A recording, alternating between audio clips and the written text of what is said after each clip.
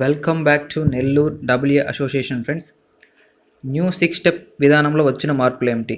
ఇంతకుముందున్న 6 స్టెప్లో ఉన్న విధానం ఒకసారి చూద్దాం. Land, income tax, electricity, 4 wheeler, government employ, urban ఏరియాస్లో ఉన్న ల్యాండ్, ఇట్లా వీటి గురించి మాత్రమే ఇంతకుముందు ఏవైనా స్కీమ్స్లో ఇనెలిజిబుల్ వచ్చినట్లయితే, ఈ 6 కారణాలు ఇనెలిజిబుల్ వచ్చినట్లయితే వాటిని రెక్టిఫై చేసుకోవడానికి 6 స్టెప్ వ్యాలిడేషన్ అనేది చేయడం జరిగింది. సో అందులో భాగంగా ముందుగా డిఆర్ లాగిన్ చేస్తాము, తర్వాత వెల్ఫేర్ లాగిన్, తర్వాత పిఎస్ లాగిన్, తర్వాత ఎంపీడీఓ, తర్వాత జేసీ లాగిన్ ఇలా వెళ్ళడం జరిగింది. అయితే ఈ న్యూ 6 స్టెప్ విధానం ఎందుకు తీసుకొచ్చారు, ఇందులో ఉన్న ఎస్ఓపి ఏమిటి, ఈ యూజర్ మాన్యువల్ అది ఎవరు లాగిన్ నుంచి ఎవరికి వెళ్తుంది అనేది ఈ వీడియోలో మనం ఈరోజు చర్చించుకోవడం జరుగుతుంది ఫ్రెండ్స్. సో ముందుగా grievance management for scheme implementation standard operating procedure. So ఈ న్యూ 6 స్టెప్ విధానంలో వచ్చిన అసలు మార్పులు ఏమిటి, ఈ విధానం ఎందుకు తీసుకొచ్చారో చూద్దాం. సో ప్రతి స్కీమ్లో మనకు ముందుగా ఒక ఎలిజిబిలిటీ క్రైటీరియా ఇస్తారు. ఆ ఎలిజిబిలిటీ క్రైటీరియా ప్రకారం మన అప్లికేషన్స్ అనేవి తీసుకోవడం జరుగుతుంది. సో అందులో ఒక 30 డేస్ వరకు మనకి ఈ స్కీమ్ గురించి మొత్తం సోషల్ ఆడిట్ అనేది, తర్వాత మనకి స్కీమ్ ఎండింగ్లో సోషల్ ఆడిట్ ఇవ్వడం జరుగుతుంది. ఎవరు ఎలిజిబుల్ అయ్యారు, ఎవరు ఇనెలిజిబుల్ అయ్యారు, ఇట్లా సోషల్ ఆడిట్ అనేది మనకి ఇవ్వడం జరుగుతుంది.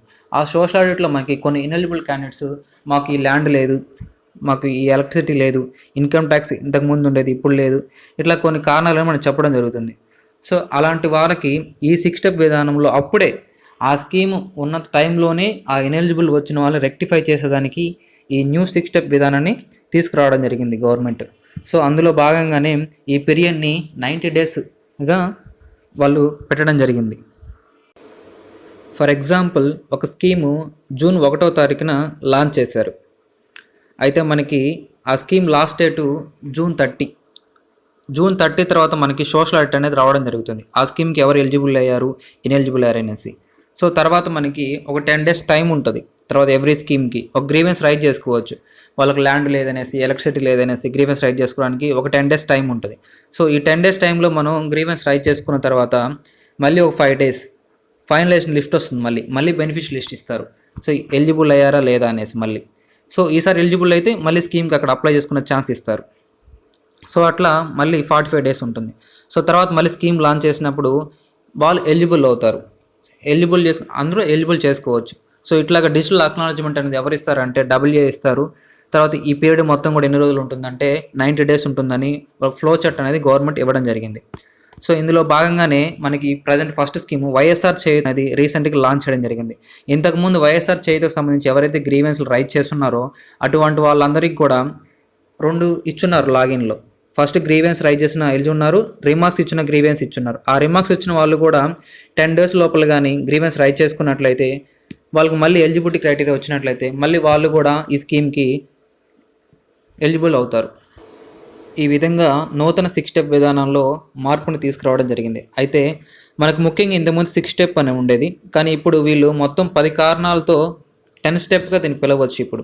సో ఒకటి ల్యాండ్ ఉంటుంది, property in municipal area, electricity, 4 wheeler, caste, age, gender, income tax, government employ, GST. So ఇట్లా 10 కారణాలను ఇవ్వడం జరిగింది. ఇంతకు 6 స్టెప్ అంటే 6 మాత్రమే ఉండేవి, ఇప్పుడు 10. ఏ డిపార్ట్మెంట్ ఏది చేస్తుందని చెప్పి కూడా వాళ్ళు నీట్గా ఇచ్చారు. ల్యాండ్ వచ్చేసి రెవెన్యూ ఇస్తుందని చెప్పారు, ప్రాపర్టీ ఇన్ మున్సిపల్ ఏరియా చూస్తుందని చెప్పారు, electricity AP Transco, 4 wheeler transport department, caste revenue department, age Aadhaar వాళ్ళు, gender Aadhaar, income tax RTGS, government employee finance, ఇట్లా జిఎస్టీ కమర్షియల్. సో ఇట్లా వచ్చేసి మొత్తం కూడా ఎవరు ఏ డిపార్ట్మెంట్కి వెళ్తుంది, మనకి గ్రీవెన్స్ రైజ్ చేసిన తర్వాత ఆ అప్లికేషన్ ఏ డిపార్ట్మెంట్కి వెళ్తుంది కూడా నీట్గా వాళ్ళు ఒక ఫ్లో చార్ట్ ప్రకారం మనకి ఎస్ఓపిలో రిప్రజెంట్ చేసి ఉన్నారు.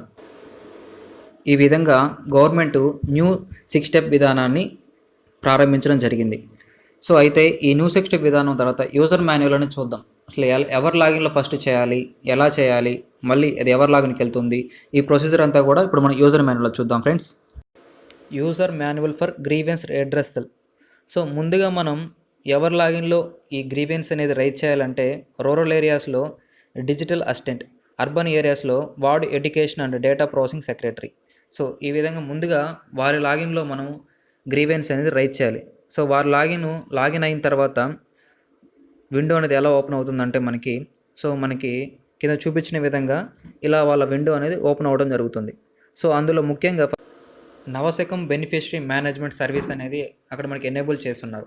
సో ఆ సర్వీస్ అనేది ఓపెన్ చేయగానే మనకి క్రియేట్ గ్రీవెన్స్ రిక్వెస్ట్ సర్వీస్ అని చెప్పేసి 2 సర్వీసులు అనేవి మనకు కనిపిస్తాయి. ముందుగా మనం క్రియేట్ గ్రీవెన్స్ అనే సర్వీస్ని సెలెక్ట్ చేసుకోవాలి. అలా సెలెక్ట్ చేసిన తర్వాత మనకి ఫస్ట్ ఆధార్ నెంబర్ ఎంటర్ చేయమని అడుగుతుంది. సో ఆధార్ నెంబర్ ఎంటర్ చేసిన తర్వాత సెలెక్ట్ స్కీమ్.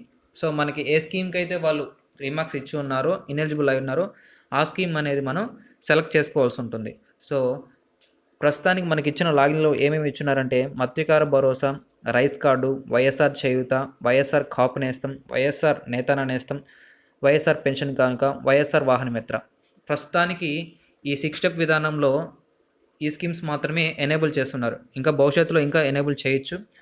సో ఇంకా ఇప్పటి వరకు అలా ఆధార్ నెంబర్ ఇచ్చి స్కీమ్ని ఎంటర్ చేసిన తర్వాత మనం సబ్మిట్ కొట్టినట్లయితే వాళ్ళ రిమార్క్స్ అనేవి ఇక్కడ మనకి ఇక్కడ కనిపిస్తుంది, లెఫ్ట్ సైడ్ ఉంటుంది రిమార్క్ అనేది. సో ఆ స్కీమ్ యొక్క క్రైటీరియా మనకి ఇస్తారు. వాళ్ళు సాటిస్ఫై అయ్యారా, అన్సాటిస్ఫై అయ్యారా అనేసి, ఆ స్కీమ్కి ఎలిజిబుల్ కాలేదని చెప్పేసరికి మనకి వస్తుంది డేటా అనేది. సో కింద వాళ్ళ ఫ్యామిలీలో మొత్తం ఎంతమంది ఉన్నారు, ఎవరికి ల్యాండ్ అనేది లింక్ అయి ఉంది, ఎవరికి జిఎస్టీ, ఎవరి ఏజ్ అనేది కరెక్ట్ సరిపోయింది లేదా, ఇవన్నీ కూడా మనకి డిస్ప్లే చేయడం జరుగుతుంది. సో ఈ కారణాలన్నీ కూడా కింద మనకి ఆప్షన్ ఇస్తారు. బెనిఫిషరీ ఈ కారణాలన్నీ సాటిస్ఫై అయ్యాడా అవ్వలేదా అనేసి. సో బెనిఫిషరీ ఇందులో లేదు, నాకు ల్యాండ్ తప్పుగా లింక్ అయ్యింది అని చెప్పేసి బెనిఫిషరీ సాటిస్ఫైడ్ ఆప్షన్లో నో అనే ఆప్షన్ని క్లిక్ చేసుకున్నట్లయితే మొబైల్ నెంబర్ అడుగుతుంది. సో ఆ బెనిఫిషరీకి మొబైల్ నెంబర్ ఎంటర్ చేసి ఎందుకు రిమార్క్ అని అడుగుతుంటే ఆ బెనిఫిషరీ నాకు ఇంత ల్యాండ్ లేదు, నాకు ఎలక్ట్రిసిటీ ఇంత లేదు, 300 యూనిట్స్ కంటే తక్కువగా ఉందనే రిమార్క్స్ని మనం టైప్ చేసి సబ్మిట్ చేయాల్సి ఉంటుంది. అలా సబ్మిట్ చేస్తే మనకి గ్రీవెన్స్ అనేది క్రియేట్ కావడం జరుగుతుంది. ఇక్కడ ఒక ఐడి ఇస్తారు మనకి. ఇక్కడ మనం గ్రీవెన్స్ ఐడిని ప్రింట్ తీసుకోవడం జరుగుతుంది. ఆ ప్రింట్ తీసుకున్న గ్రీవెన్స్ ఐడిని మరలా మనం డిఏ లాగిన్ ఓపెన్ చేసి అక్కడ నవశకం మేనేజ్మెంట్ బెనిఫిషరీ మేనేజ్మెంట్లో రెండో ఆప్షన్ మనకు ఉంటుంది. క్రియేట్ గ్రీవెన్స్ కాకుండా క్రియేట్ గ్రీవెన్స్ సర్వీస్ రిక్వెస్ట్ అని ఒకటి ఉంటుంది. సో ఆ రెండో ఆప్షన్ని మనం ఎంచుకోవాలి. ఈ గ్రీవెన్స్ రైజ్ చేసిన తర్వాత మాత్రమే ఈ సెకండ్ ఆప్షన్ని మనం ఎంచుకోవాలి. సో ఈ సెకండ్ ఆప్షన్ ఓపెన్ చేసినట్లయితే మనకి అక్కడ నవశకం గ్రీవెన్స్ సర్వీస్ రిక్వెస్ట్ అప్లికేషన్లు ఓపెన్ అవ్వడం జరుగుతుంది. అందులో మొదటిగా మనకి ఎనర్జీ ఇచ్చున్నారు. సో ఎలక్ట్రిసిటీ సంబంధించి ఎనర్జీలో సర్వీసులు ఇచ్చున్నారు. అందులో మనం చూడవచ్చు 4 సర్వీసులు ప్రస్తుతానికి ఎనేబుల్ చేసి ఉన్నారు. తర్వాత ఐటీ అని చెప్పేసి ఒక సర్వీస్ ఇచ్చున్నారు. ఇందులో ఆధార్ సీడింగ్ గురించి ఉంటుంది. తర్వాత రెవెన్యూ గురించి, ఇందులో క్యాస్ట్ గురించి కానీ ల్యాండ్ గురించి కానీ ఏమైనా ప్రాబ్లమ్స్ ఉన్నట్లయితే అందులో మనం సర్వీస్ అండ్ రిక్వెస్ట్ అనేది పెట్టవచ్చు. తర్వాత ట్రాన్స్పోర్ట్ డిపార్ట్మెంట్ సంబంధించి, ట్రాన్స్పోర్ట్ 4 వీలర్ సంబంధించి కానీ వాహన మిత్ర స్కీమ్కి ఈ 4 వీలర్ అనేది ఈ ట్రాన్స్పోర్ట్ డిపార్ట్మెంట్లో మనం గ్రీవెన్స్ అనేది రైజ్ చేయడం జరుగుతుంది. ఈ విధంగా మన ప్రాబ్లమ్స్ సంబంధించి అక్కడ గ్రీవెన్స్ అనేది సెలెక్ట్ చేసుకున్నట్లయితే మనకి ఒక విండో అనేది ఓపెన్ అవ్వడం జరుగుతుంది. ఫస్ట్ బెనిఫిషరీ నేమ్ అడుగుతారు, తర్వాత beneficiary mobile number, beneficiary Aadhaar number, మనం ఇంతకుముందు గ్రీవెన్స్ రైజ్ చేస్తున్నాం కదా ఐడి నెంబరు, ఆ ఐడి నెంబరు, ఈ 4 టైప్ చేసి సబ్మిట్ చేసినట్లయితే మనకి నెక్స్ట్ అప్లికేషన్ అనేది ఇంకోటి ఓపెన్ అవుతుంది. నెక్స్ట్ ఈ లాగిన్ అనేది ఎవరికి వెళ్తుంది, ఈ గ్రీవెన్స్ అనేది ఓపెన్ అయ్యి ఆ సర్వీస్ ఓపెన్ అయ్యి సో మనకున్న డేటా ఏంటి, మనకున్నది ఏంటని అక్కడ ఫార్వర్డ్ చేయడం జరుగుతుంది. నెక్స్ట్ ఆ అప్లికేషన్ పీడిఎఫ్ ఫైల్ మొత్తం కూడా నెక్స్ట్ వెల్ఫేర్ లాగిన్కి అనేది ఫార్వర్డ్ చేయడం జరుగుతుంది. సో ఇలా అప్లికేషన్ అనేది డిఆర్ లాగిన్లో గ్రీవెన్స్ రిక్వెస్ట్ అనేది మనం పెట్టడం జరుగుతుంది. ఈ గ్రీవెన్స్ రిక్వెస్ట్ తర్వాత వచ్చేసి వెల్ఫేర్ లాగిన్కి ఫార్వర్డ్ చేయడం జరుగుతుంది. సో వెల్ఫేర్ లాగిన్ చూద్దాం ఇప్పుడు. సో ముందుగా రూరల్ ఏరియాస్లో అయితే డబ్ల్యూఎల్ లాగిన్లో అనేది ఓపెన్ అవ్వడం జరుగుతుంది. అర్బన్ ఏరియాస్లో వార్డ్ వెల్ఫేర్ డెవలప్మెంట్ సెక్రటరీ లాగిన్లో ఈ గ్రీవెన్స్ అనేది వెళ్ళడం జరుగుతుంది.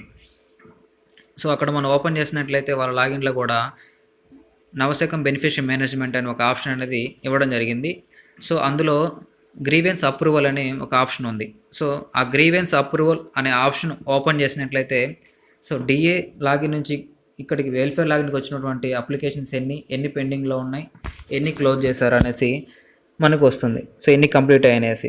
సో ఇందులో భాగంగా ఒక అప్లికేషన్ వచ్చినట్టు వాళ్ళ వివరాలు వాళ్ళ కారణం ఏంటి అనేసి వస్తుంది. అక్కడ వెరిఫై అనే ఒక ఆప్షన్ కూడా మనకి ఇస్తారు. సో ఆ వెరిఫై అనే ఒక ఆప్షన్ మనం క్లిక్ చేయడం ద్వారా వాళ్ళ అప్లికేషన్ అనేది మనకు ఓపెన్ అవుతుంది. సో డిఆర్ లాగిన్ నుంచి వాళ్ళు ఏం క్రైటీరియా అంటే ఎలిజిబుల్ క్రైటీరియా అని చెప్పి పెట్టి మనకి పంపించుంటారు. ఆ పీడిఎఫ్ ఫైల్ ఏం పెట్టారు అనేసి మనకి ఇక్కడ కంప్లీట్ వ్యూ అనేది రావడం జరుగుతుంది. సో అందులో భాగంగా మనం అందులో ఉన్న డాక్యుమెంట్స్ అన్నీ కూడా చూసుకొని అవన్నీ డాక్యుమెంట్స్ కరెక్ట్గా ఉన్నాయి, కరెక్ట్గా సబ్మిట్ చేశారనుకుంటే మనం కూడా మన సెల్ఫ్ డిక్లరేషన్ ఒకటి తీసుకొని ఒక పీడిఎఫ్ ఫైల్ అవన్నీ కరెక్ట్గానే పెట్టాను సెల్ఫ్ డిక్లరేషన్. లాస్ట్లో రికమెండేషన్ ఏమన్నా వీళ్ళని ఎలిజిబుల్గా రికమెండ్ చేస్తున్నా అంటే ఎస్, లేదు వీళ్ళని ఇనెలిజిబుల్గా రికమెండ్ చేస్తున్నా అంటే నో అని చెప్పేసి ఫార్వర్డ్ చేయడం జరుగుతుంది. సో సక్సెస్ఫుల్గా డబ్ల్యూఏ లాగిన్ నుంచి అప్లికేషన్ ఫార్వర్డ్ అయిన తర్వాత నెక్స్ట్ నేరుగా అది విఆర్ఓ లాగిన్కి వెళ్ళడం జరుగుతుంది. సో విఆర్ఓ లాగిన్కి వెళ్ళడం జరుగుతుంది. విఆర్ఓ లాగిన్ చూద్దాం. విఆర్ఓ లాగిన్లో కూడా మనకు నవశకం బెనిఫిషరీ మేనేజ్మెంట్ అనే సర్వీస్ ఎనేబుల్ చేసి ఉన్నారు. సో వీళ్ళకి కూడా సేమ్ ఆ ఆప్షన్ మనం ఓపెన్ చేసినట్లయితే గ్రీవెన్స్ అప్రూవల్ అనేది మనకు కనిపిస్తుంది. సో అక్కడ గ్రీవెన్స్ అప్రూవల్ అనేది మనం ఓపెన్ చేసినట్లయితే సేమ్ ఇందాక మనకి డబ్ల్యూఏ లాగిన్లో ఎలా అయితే మనకి ఎన్ని వెల్ఫేర్ నుంచి డిఏ నుంచి వచ్చాయో అట్లా పెండింగ్ ఉంది కదా, అట్లాగే సేమ్ విఆర్ఓ లాగిన్లో కూడా వెల్ఫేర్ నుంచి ఎన్ని అప్లికేషన్స్ వచ్చాయి, ఎన్ని పెండింగ్ ఉన్నాయి, ఎన్ని కంప్లీట్ చేస్తాం అనే డాష్ బోర్డ్ అనేది వాళ్ళకి కనిపిస్తుంది. సో వెల్ఫేర్ నుంచి అప్లికేషన్ డీటెయిల్స్ అన్ని కనిపిస్తాయి. వెరిఫై అనే ఆప్షన్ క్లిక్ చేయగానే వాళ్ళు ఏ రిమార్క్ మీద గ్రీవెన్స్ రైజ్ చేస్తున్నారు అనేది నీట్గా పీడిఎఫ్ ఫైల్ అనేది డబ్ల్యూఏ ఇచ్చిన రిమార్క్స్ అనేవి కూడా వాళ్ళ ఎలిజిబుల్ క్రైటీరియా గురించి అక్కడ మనకి కనిపిస్తుంది. సో ఇది కన్ఫర్మ్ చేసుకుని విఆర్ఓ గారు వాళ్ళు కూడా ఒక సెల్ఫ్ డిక్లరేషన్ తయారు చేసి వీళ్ళు ఎలిజిబుల్ అని చెప్పేసి వాళ్ళ క్రైటీరియా కూడా ఒక ఫైల్ అనేది అప్లోడ్ చేయాలి. సో అప్లోడ్ చేసి రికమెండేషన్ అయితే రికమెండేషన్ ఎస్ చేస్తారు, లేదా రికమెండేషన్ నో అయితే నో చేసేసి వాళ్ళు కూడా ఈ అప్లికేషన్ని ఫార్వర్డ్ చేయడం జరుగుతుంది. సో ఈ అప్లికేషన్ ఫార్వర్డ్ చేసినట్లయితే సక్సెస్ఫుల్గా ఇది నెక్స్ట్ వచ్చేసి ఎంఆర్ఓ గారి లాగిన్కు వెళ్ళడం జరుగుతుంది.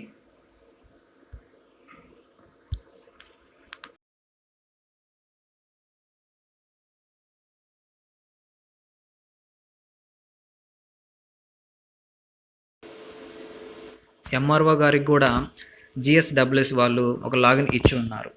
సో ఈ లాగిన్ ఎంఆర్ఓ గారు ఓపెన్ చేసినట్లయితే ఇందాక చూపించినటువంటి డిఏ, డబ్ల్యూఏ, విఆర్ఓ ఏ విధంగా అయితే వాళ్ళకి లాగిన్లో నవశకం బెనిఫిషరీ మేనేజ్మెంట్ సర్వీస్ ఎలా అయితే ఎనేబుల్ చేస్తున్నారో ఇక్కడ కూడా నవశకం బెనిఫిషరీ మేనేజ్మెంట్ అనేది ఒక సర్వీస్ని ఎనేబుల్ చేసి ఉంటారు.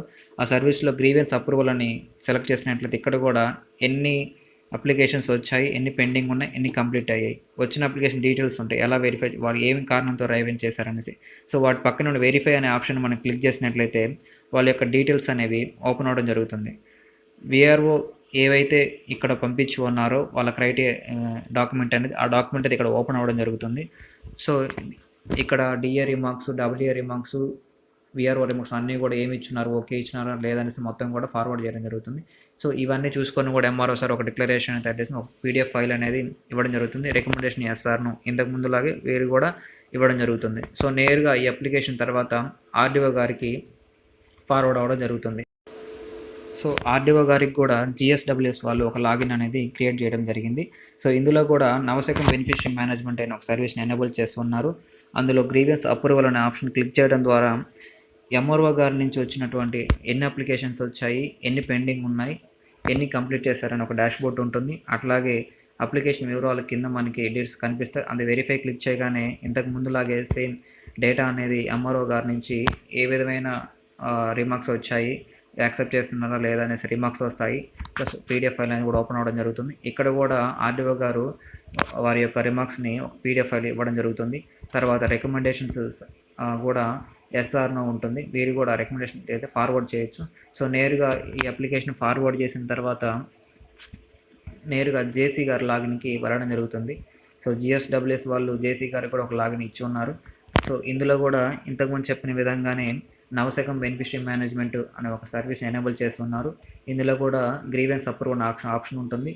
So grievance approval option click చేయగానే మనకి సో ఇంతకుముందు డాష్ బోర్డ్ లాగానే ఆర్డీఓ గారి నుంచి ఎన్ని అప్లికేషన్స్ వచ్చాయి, ఎన్ని కంప్లీట్ అయ్యాయి, ఎన్ని ఉండేసి ఒక డాష్ బోర్డ్ ఉంటుంది. అట్లాగే బెనిఫిషరీ డీటెయిల్స్ కింద మనకు ఓపెన్ అవ్వడం జరుగుతుంది. అవి వెరిఫై చేసినట్లయితే మనకి ఆర్డీఓ గారి నుంచి వచ్చినటువంటి పీడిఎఫ్ అనేది మనకు ఓపెన్ అవ్వడం జరుగుతుంది. సో ఇందులో ఆ ఎలిజిబిలిటీ క్రైటీరియా ఆర్డీఓ గారు రికమెండ్ చేస్తున్నారా లేదా అనేసి ఆ డీటెయిల్స్ కూడా వస్తాయి. సో పై స్థాయి నుంచి డిఏ రికమెండ్ చేశారా, డబ్ల్యూఏ రికమెండ్ చేశారా, విఆర్ ఇట్లా అందరి డీటెయిల్స్ అనేవి మనకి కనిపించడం జరుగుతుంది అక్కడ జేసీ గారి లాగిన్లో. సో చివరిగా అక్కడ జేసీ సార్ కూడా ఒక ఫైల్ అనేది అటాచ్మెంట్ చేయడం జరుగుతుంది. జేసీ సార్ కూడా రికమెండ్ చేయడం జరుగుతుంది. రికమెండ్ లేదా రికమెండ్ చేయకపోవడం ఉంటుంది. ఎలిజిబుల్ అయితే రికమెండ్ చేస్తే, నేను ఎలిజిబుల్ అయితే రికమెండ్ చేయరు. సో అక్కడ నుంచి కూడా అప్లికేషన్ ఫార్వర్డ్ అయిన తర్వాత మనకి ఫైనల్గా ఈ గ్రీవెన్స్ అనేది క్లోజ్ అవ్వడం జరుగుతుంది. సో ఇదంతా కూడా మనం ఇందాక చెప్పుకున్నట్లు ఒక స్కీమ్ అనేది లాంచ్ అయిన 30 డేస్ తర్వాత మనకి ఎప్పుడైతే సోషల్ ఆడిట్ వస్తుందో ఆ సోషల్ ఆడిట్ రిమార్క్స్ వస్తున్నాయి కదా, ఆ రిమార్క్స్ వచ్చిన వాళ్ళకి ఈ నూతన 6 స్టెప్ విధానంలో మనం అప్లై చేసినట్లయితే, ఈ గ్రీవెన్స్ అనేది చేసినట్లయితే వాళ్ళు ఎలిజిబుల్ అయితే తొందరగా వాళ్ళకి మళ్ళీ ఆ స్కీమ్కి ఎలిజిబిలిటీ క్రైటీరియా వస్తుంది. ఆ స్కీమ్ వాళ్ళు మళ్ళీ అప్లై చేసుకోవచ్చు. సో ఈ విధంగా పాత నూతన 6 స్టెప్ విధానాన్ని మారుస్తూ నూతన 6 స్టెప్ విధానాన్ని తీసుకురావడం జరిగింది గవర్నమెంట్. ఇందులో మనం ముందుగా చెప్పుకున్నట్టు డిఏ నుంచి డబ్ల్యూఏకి, తర్వాత విఆర్ఓకి, తర్వాత ఎంఆర్ఓ, ఆర్డీఓ, జేసీ గారికి ఇట్లా అందరికి కూడా లాగిన్ అనేది రావడం జరిగింది. సో వైరల్గా మనం చెప్పుకున్నట్లుగా 6 స్టెప్ కాకుండా దీన్ని 10 స్టెప్గా పిలవచ్చు. 10 కారణాలతో ఈ న్యూ 6 స్టెప్ విధానాన్ని తీసుకురావడం జరిగింది. సో ఇది నూతన 6 స్టెప్ వాలిడేషన్ యొక్క ఎస్ఓపి మరియు గ్రీవెన్స్ రెడ్రెస్ల విధానం ఫ్రెండ్స్. సో మీకు అర్థమైందని అనుకుంటున్నాను. సో ఏమైనా డౌట్స్ ఉన్నట్లయితే కామెంట్ సెక్షన్లో పోస్ట్ చేయగలరు. అదేవిధంగా వీడియో నచ్చితే లైక్ చేయండి, షేర్ చేయండి. Thank you friends.